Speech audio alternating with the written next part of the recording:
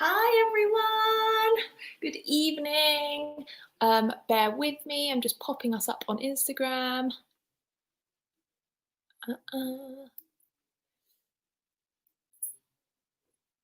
Let's go.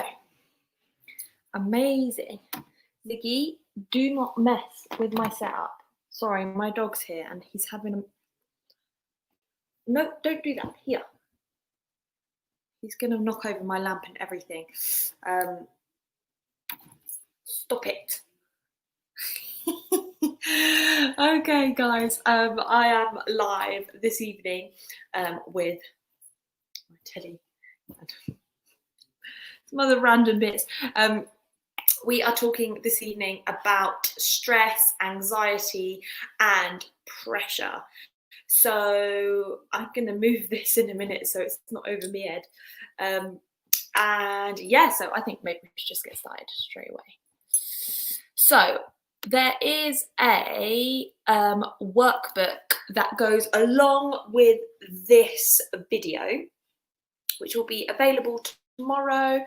There was also a workbook available from yesterday's chat. Ziggy, you need to get yourself out the camera or come and say hi like this. Say hi to the team. Now go away. So yeah, there's workbooks to work through, which I think are useful for anyone, whether you're an adult or a student. So we're just going to kick off straight away. So I'm just going to show up some bits on screen. Oh my God, sorry, Instagram, you're at the wrong angle. There we go. Technical problems, guys. Yes, I'm going to show some bits up on screen which are in the workbook and which you should be able to work along with as we go through it. Sorry, rambling. Okay, so just so you know, I'm not a doctor or healthcare professional, and I cannot give you professional advice. However, I'm going to take you through my own journey of dealing with anxiety and stress and pressure, and I will show you some things and that I do to help relieve those feelings and just go through some experiences. So hi to those joining on Instagram. To get the full experience, hop onto YouTube Live or Facebook Live, because then you get all the stuff on screen as well. So let's move on next. So what is stress? Guys, grab a cup of tea, get comfy. It's going to be a good one. So stress, can be defined as the degree to which you feel overwhelmed or unable to cope as a result of pressures that are unimaginable. So things when you're feeling overwhelmed, or when you know you've got stuff to do or deadlines to meet, that is when stress starts to kick in. Let's keep going. And what is anxiety? Similar but different. Anxiety is a feeling of unease such as worry or fear that can be mild or severe. People's anxiety levels, it differs for everyone, and you guys will know that. So everyone has feelings of stress and anxiety at some point in their life. For example, you might be worried about sitting an exam or having a job interview, and particularly during kind of the pandemic, these feelings are normal. And it's because we're dealing with unprecedented times, as everyone is saying at the minute, and we don't know actually how to cope with that. So people, including myself, some people find it hard to control their worries. So that's what we're going to discuss and go through. And sometimes their worries and feelings of anxiety can often affect their daily lives and affect their functioning, which still happens to me on not a daily basis. I've come a lot further now. Just so you guys know my experience, and a lot of people already know that I have been diagnosed with OCD, anxiety, and depression. My depression is not as it was kind of 2+ years ago. Same with my anxiety. I probably suffer more with stress and anxiety now than anything else. But I'm telling you guys this stuff because it's important to know that everybody goes through these things. My hand down here is stroking my dog, by the way, if you think, what is Phoebe doing? So let's crack on. So I'm going to just go through some tips and tricks of what I've done in the past, what others have told me that I can do. So writing things down is such a powerful tool because it can immediately get things out of your brain and onto paper. So if you're particularly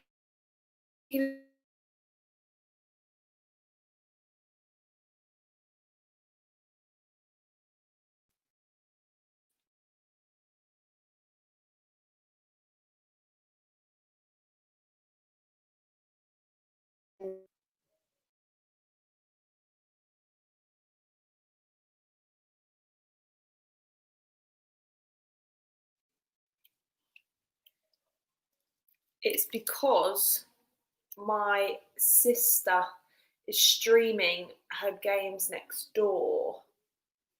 I'm just going to give it a couple of minutes.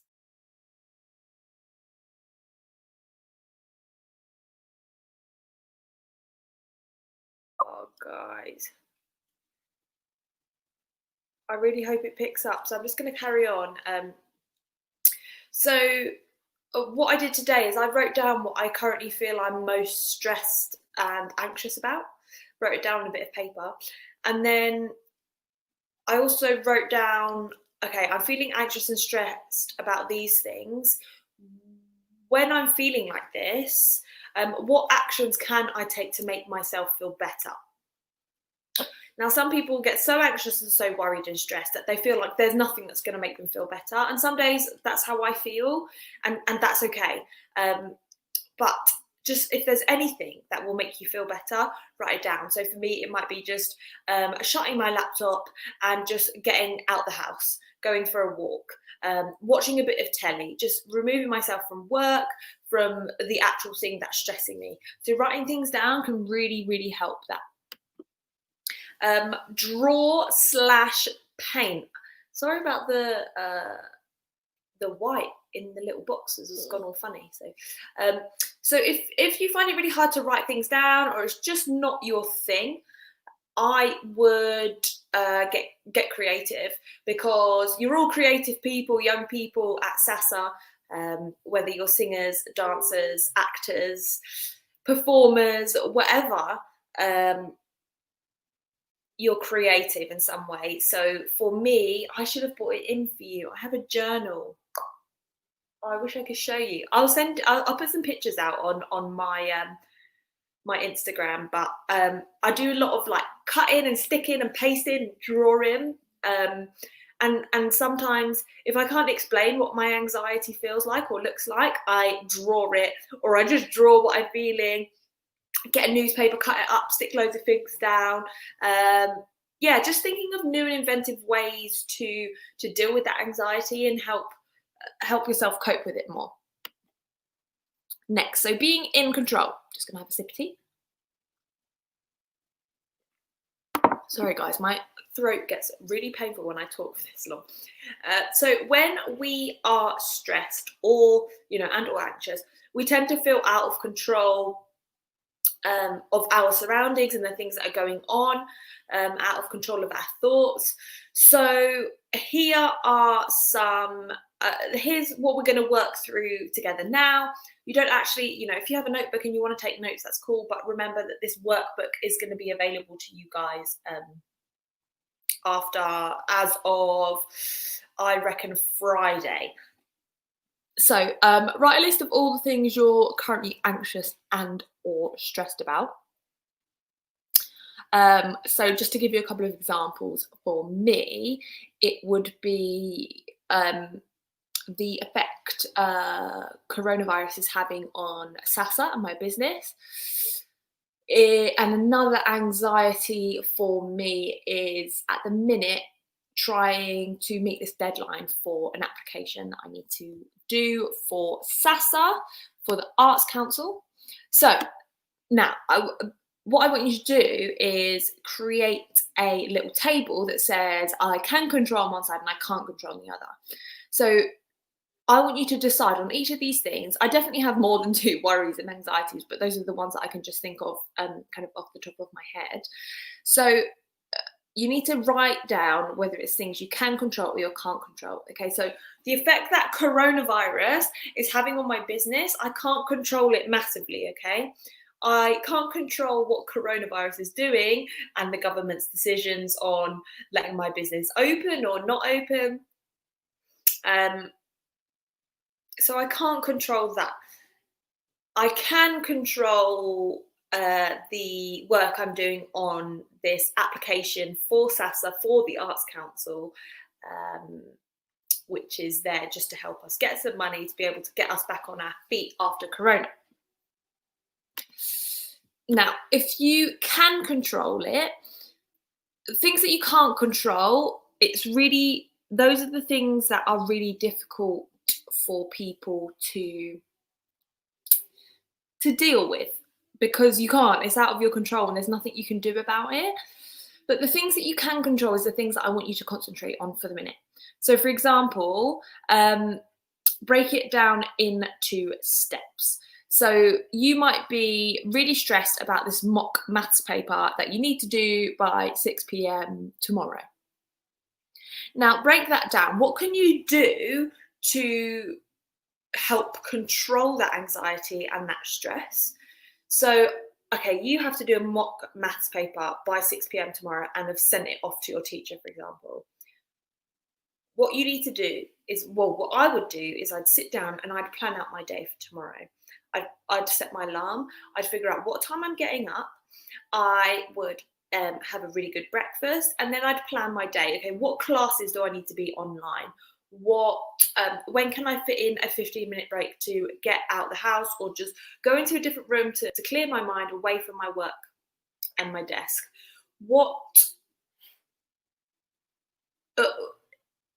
When can you, let me get my words together, put in some time to work towards that maths paper? The revision that maybe you have or haven't done, there's nothing that you can do about that now because that time has passed. So if you're going to get down, Ziggy, go. Good boy.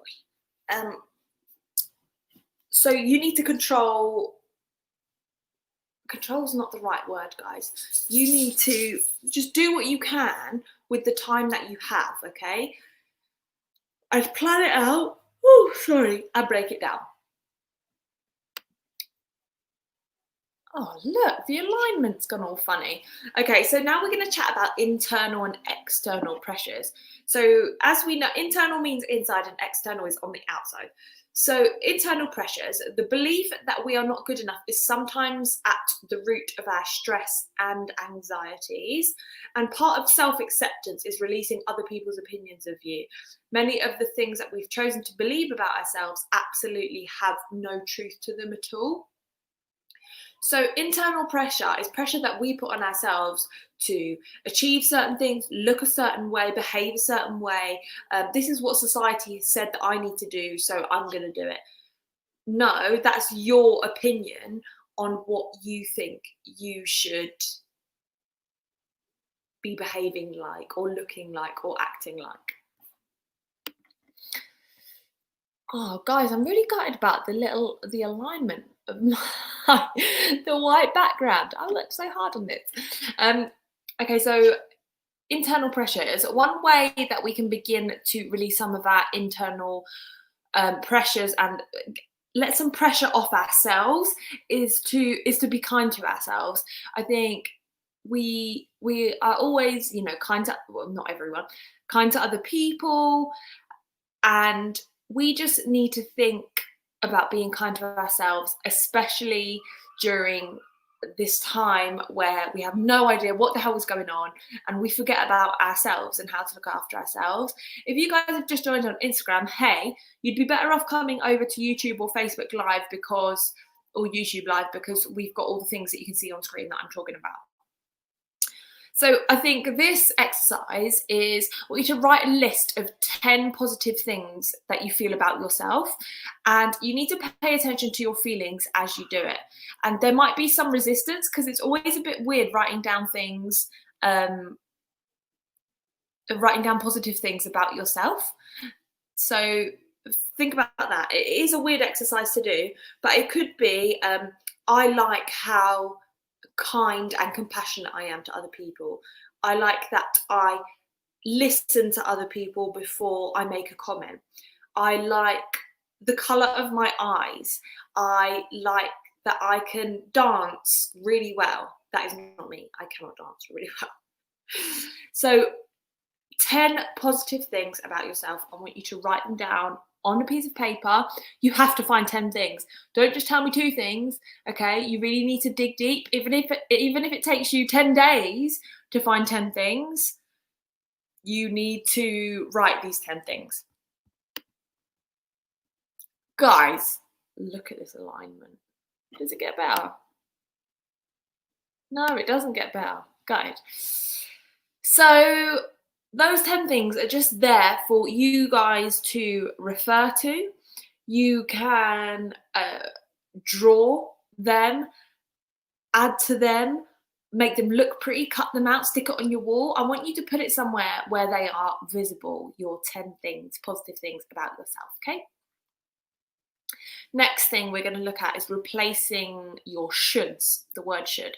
So the word should can be one of the most damaging words when we speak about ourselves. So for example, oh, I should do the washing up, I should do more revision, I should have done more work, I should have gone to the gym.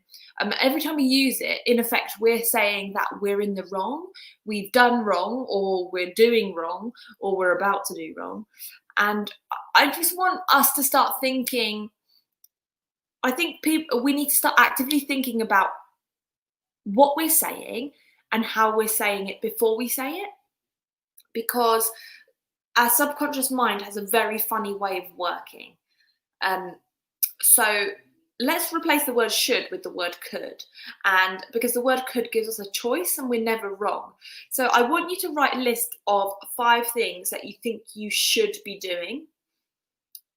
Or should have done. I should have gone for a run. I should work longer hours. I should be more productive. Okay, now go through that list of 5 again. Replace the word should with could. See how that changes. Read them out. Think. We forget that we just go from day to day, minute to minute, hour to hour, and we don't tune in with ourselves and how we're feeling and actively thinking about us. So I'm there working for hours on the computer, for example, and I'm thinking, and I suddenly have to stop and think, okay, Phoebe, how are you actually feeling? I feel tired, I feel stressed, I don't know, whatever it is. So what do I need to actively do to make myself feel better? Okay, step away from my work for a minute, go out for a walk, help declutter my mind. Okay, so we need to think about the words that we use when talking about ourselves and about other people. So one of the first things I want you to do is replace the word should with could. Let's keep going. External pressures. Okay, external pressures are really difficult because some of them you can control, some of them you can't. So anyway, let's just go through them. External pressures is anything kind of on the I'm just going to put my feet down because I'm getting pins and needles. External pressures is anything that's going on around you, or pressure that is being put on you knowingly or unknowingly by someone or something. So this could be school pressure, exam pressure, family pressure, pressure from COVID, and just general life pressure, because that is a thing, guys.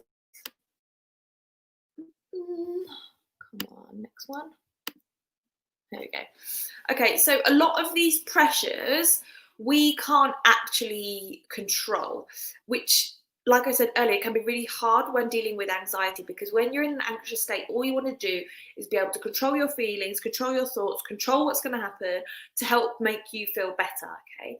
But also, these external pressures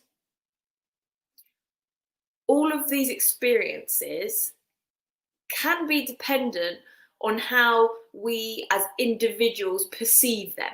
Okay. So, for example, exam stress, exam pressure. I hate exams, hate them, don't ever want to do them, blah, blah, blah, blah, blah. Even though you know you're going to have to do them eventually. That's your pressure. Okay. COVID pressure. COVID is never going to end. COVID has ruined my life. COVID is crap. And yes, yes, yes, a little bit, but it's all about changing your thought process around these pressures to relieve your own pressure, because the pressure you end up putting on those external pressures mirrors back to you. I hope that makes sense. It's really difficult to explain.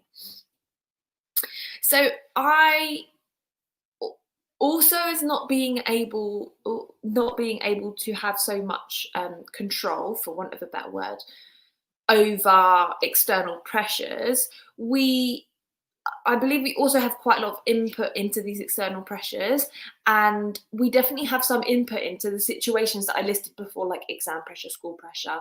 And it's all about choosing how we respond to a situation and how we can manage the situation in a negative or positive manner. So, one sec, I'm just gonna have some tea.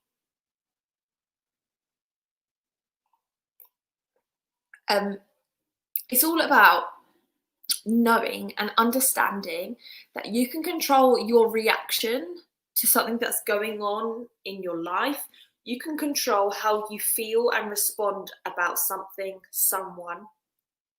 If someone said to you, "Oh my God, I hate you, you're so ugly and you just chat crap all the time," you need to understand that, first of all, that's an opinion of one person. That's when people say mean things about you, it tends to be a reflection of actually what's going on in their world and how they're feeling, and they're putting that out into the world and they're putting it onto someone else because they can't deal with it themselves.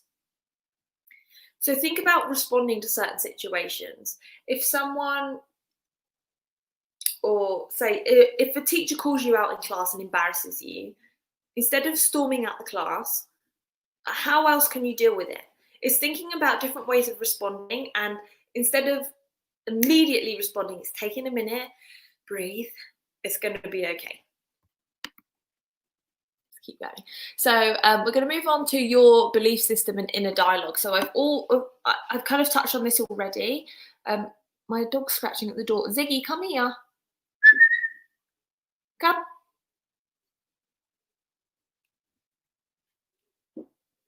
Come and sit on the floor. Sorry, guys. He gets really attention seeker in the evenings. I've already spoken a little bit about inner dialogue, and it's all about how we talk about ourselves to ourselves, and the way we talk about ourselves can have a real impact on stress and pressure. Now, I'm going to talk to you a little bit about affirmations. Oh, geez, I'm so sorry. Because they help your subconscious mind actually bring to the forefront and bring truth to what you're saying. Affirmations are things that you say that make you feel better, stronger. So, for example, every morning I write down a couple of affirmations of what I feel I need to repeat that day to make myself feel that way. Okay. So if you're always repeating to yourself, "I'm so stupid, I can't do this, I'm rubbish, blah, blah, blah," that's going to come out and that's going to portray in your real life, because you're believing your own narrative and your own story. But if in the morning, so I woke up this morning, I can't remember what affirmations I wrote down. I think I wrote down, "I feel strong." No, I feel strong. "I am strong." And "I am kind." I think I wrote those down. And then those are affirmations that I carry with me that day to make myself, that I know that I need to repeat to myself, because I know that day that that's what I need to feel. And just be kind to yourself and to others, because we don't live forever. This was a subject that some of my students wanted me to touch on, because they're super struggling with friends and friendship groups at school. And obviously, things are quite at the minute because you're not actually at school with these people at the minute. You're all on, which makes it difficult. Dealing with secondary school is really, really hard, and it was one of the hardest experiences that I've ever actually dealt with in my life so far. So just to give you a little backstory, I went to 2 different secondary schools. I spent year 7 and year 8 in secondary school in Essex when I was living in East London. And then year 9, oh, sorry, Facebook's a bit laggy. In year 9, I moved to St Albans, and then I ended up going to Marlborough, which was 100% such a better, not a better secondary school. I had better experiences at that secondary at Marlborough than I did in my first one. My first secondary school, I was bullied by a girl that she manipulated me emotionally. Yeah, and all I wanted to do was escape. So it happens, okay? And I wasn't really aware of it until I got kind of to the end of secondary school. And then kind of in year 11 and then going into sixth form, I was bouncing from kind of friendship to friendship group, and nobody really, I couldn't stick with one friendship group. Some people were being weird with me and nobody was kind of really explaining why, and I just felt like maybe I was a bit more mature than them. I don't know. But I just want you to know that any problems that you're having with friends and friendship groups, that it's not going to last forever, and you guys just need to be true to yourselves and your values, and know that whatever gossip is floating around that may or may not be true is never going to last. And trust me, when you leave school, I probably speak to one solid friend, my oldest best friend. She's the only one that I solidly speak to from school. So know that you're not going to stay friends with these people forever, okay? And they won't remember half the stuff that goes on. I know it's easy for me to say that because I'm now not at school. But yeah, that's my advice to you guys, is just staying true to yourselves. So what makes you happy? When dealing with stress and anxiety and pressure, one of the best ways to deal with it that I found is to make sure that I put time in my diary for the things that make me happy and the things that really, really set my soul on fire. I'm just going to have some water. I think Facebook is struggling with my live. Bear with me, guys. I'm just going to check in.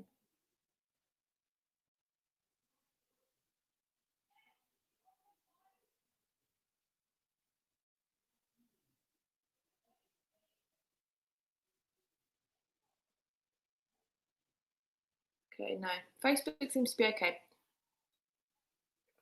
So I've had to, because I'm so busy, I actually have to schedule in time for myself and schedule in time to do the things that I want to do. Otherwise I just get completely overwhelmed and then just never able to do the things I really want to do.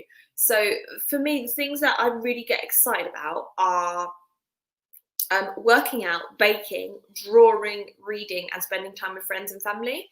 So I actually schedule that in my day. So I know when I'm going to work out.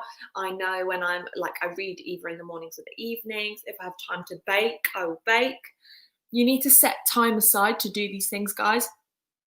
Otherwise, you will lose a lot of motivation, especially at the minute when we can't actually physically go out. Right, we're coming to the end nearly of this little session. So I'm just going to go through one more thing, which is disconnecting to reconnect. We are obviously online all the time at the minute. School, extracurricular activities, all the different things that we're, speaking to friends and family online. Bear with me. So it becomes really difficult to disconnect from the virtual world. So my advice to you is that we need to think about ways that we can disconnect from the internet at the end and the start and the end of every day, so we can reconnect with ourselves. Okay, so self-love and self-care have almost become super overused words, and some people are like, I don't like these words, especially since kind of the pandemic took hold. Um, but I believe they're super duper important. And because life is so busy, we forget to look after ourselves. And like I was saying, we spend so many hours online, it can really be hard to disconnect. So just going to go through some tips to disconnect and things that I do to disconnect from the virtual world, to reconnect with myself and kind of my values. So in the mornings, I have a little routine which I try and have a routine which tops and tails my day, like I was going into an office.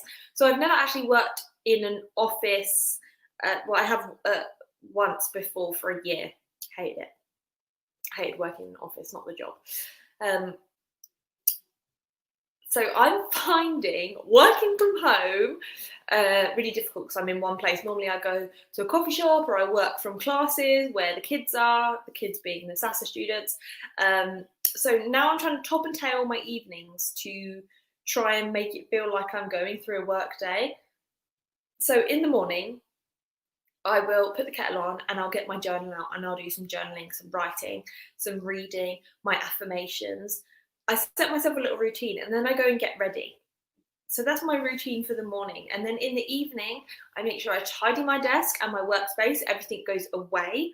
And then I let my dog out for a walk. We go out for a walk together.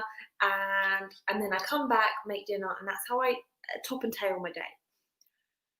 Disconnect from social media for specific times in the day. Now, this can be really, really difficult for me personally. I know it would be really difficult for the generation that I'm currently speaking to, who are my students, because your life is on social media. I spend a lot of time on social media because of SASA, because of my personal brand.